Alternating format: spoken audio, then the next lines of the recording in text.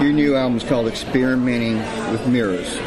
Does the title suggest reflections of yourself, and how much of this compilation is autobiographical?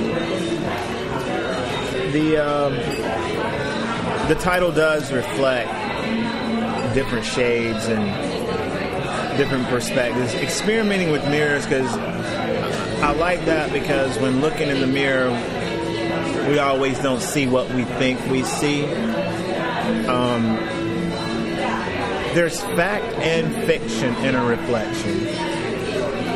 And pertaining to, I think where I'm at is how I'm seeing what's being back at me, depending on what frame of mind I'm in. And as far as autobiographical, I'll say some of it is and some of it isn't. And I'd kind of like to continue to hide behind what is and what isn't. I don't think that's probably that important for the listener to know. But I will say this, I don't draw on just my personal experiences. One of the things I love is I can live vicariously through other people's situations, and I can step in their shoes. And that's a lot of information to write from. Absolutely, you need that. Yeah. You mentioned something about the mirrors I wanted to ask you about. When you said that they you don't always see what you think you see, and that there's fact and fiction in mirrors. Yeah. What are the things we see in mirrors that aren't true? Most of us think mirrors are a true reflection of what we look like. What do you see that's false in mirrors? Well, inner self. I think a lot of people have, they struggle with low self-esteem or no self-esteem. And the perception or the lie that they see is simply not true. It's not based in reality. And what I mean is as far as a reflection as far as their inner self. Yeah, if your hair is blonde and your eyes are blue, that's what you're going to see in the mirror, and that makes complete sense. But where I'm at with this is on a subconscious level, not a physical level, so to speak. And who doesn't struggle with that? I haven't met anybody who has a perfect, humble perception of who they really are. Everybody's got something they struggle with where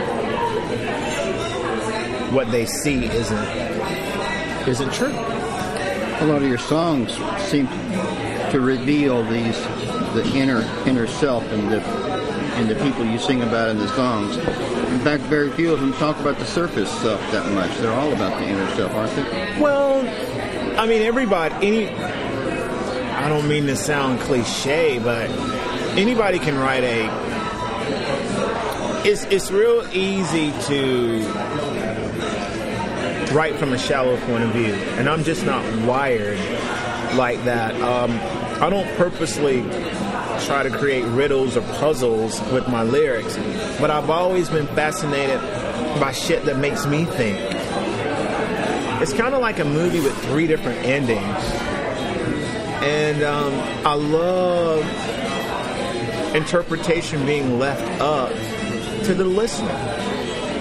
Instead of me trying to go identify with this, I love the fact that they have the choice or the option,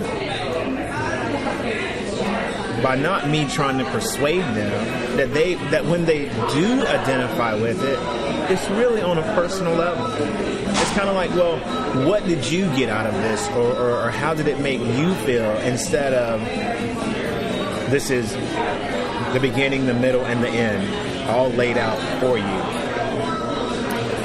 So the next question I had, you partially answered, because we talked about the autobiographical nature of the work and how some is and some isn't, and you think it's unimportant which is and which isn't, because you do have the ability to think vicariously and put yourself in other people's shoes.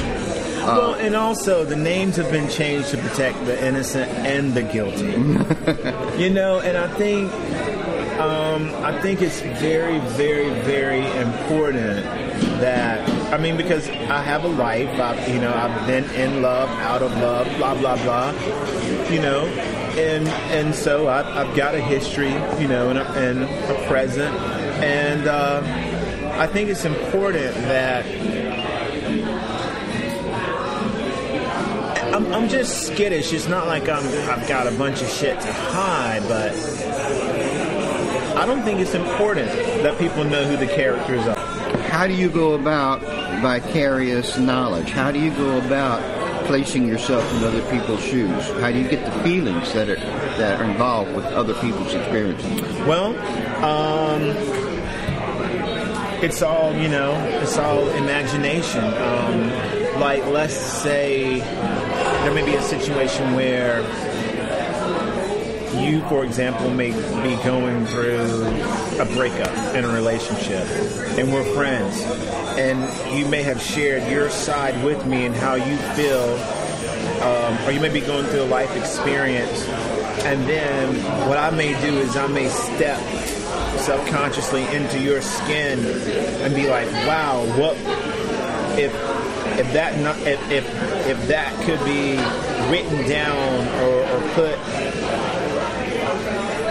in the tangible world, how will those feelings look? How will those feelings, how can I get them across?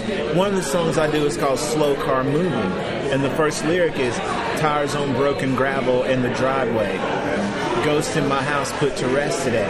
And what I saw was, I actually saw, obviously, somebody standing, looking out of a window, and I could hear the tires.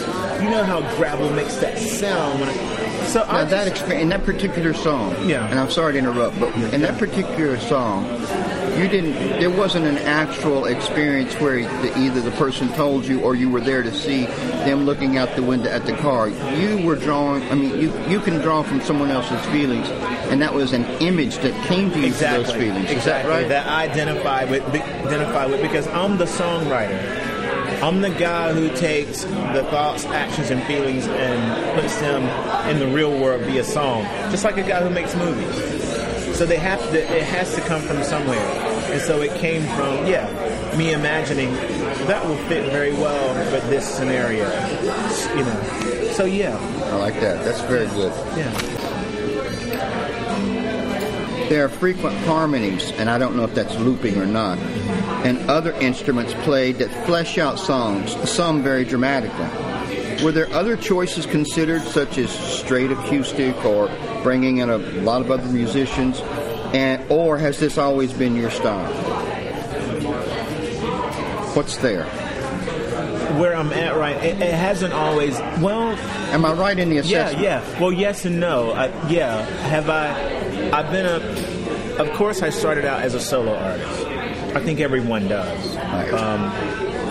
And then somewhere down the line, you learn to collaborate with other people, and that creates another element, and it's very special, wonderful.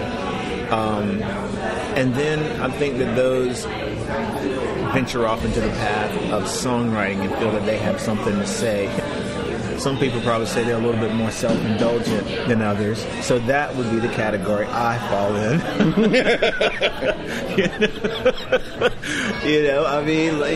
Just keeping it real. Because I love the power of words, and I love melody. And to me, a song is a poem put to music anyway. As far as experimenting with mirrors, as far as what we're discussing, glorified solo project.